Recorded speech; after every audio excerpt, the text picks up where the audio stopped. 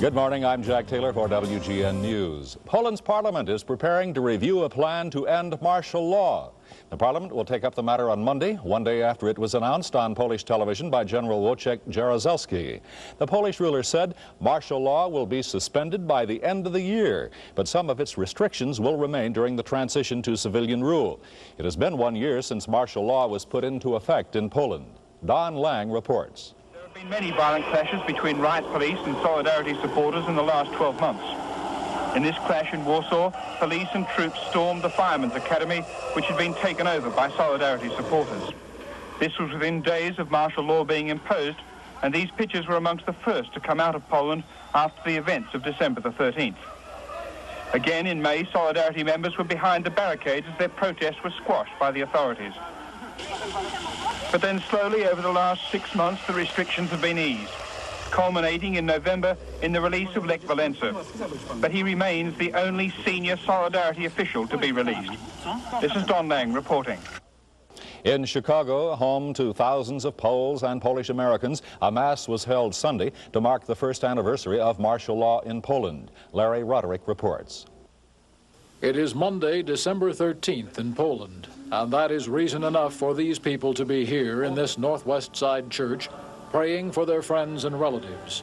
1 year ago it happened. Martial law put its iron clamp on Solidarity, arresting those who sought to lessen the pressures of communism. A year later, Polish Americans put new words to the song which 20 years ago symbolized another struggle to overcome.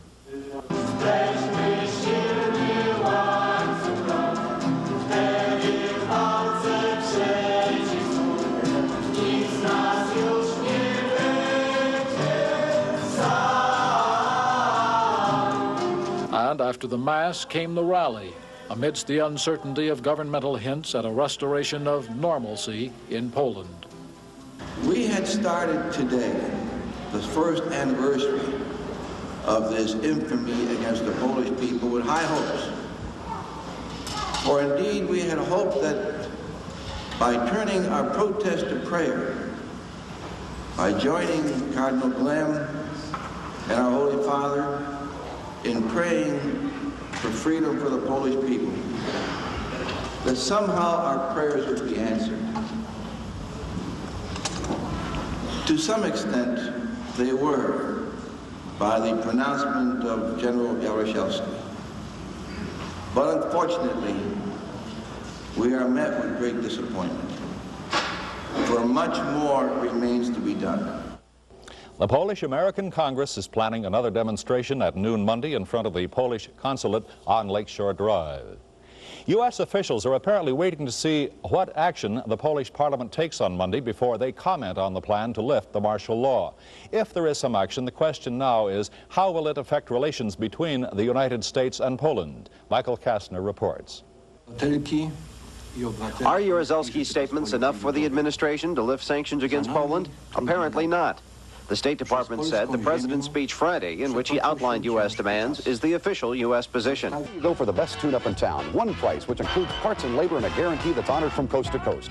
Precision Tune, of course, the nation's largest tune-up franchise.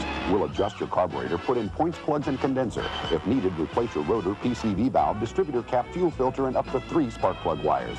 Then you'll get an electronically monitored road test under simulated driving conditions. Precision Tune, a bargain you can drive.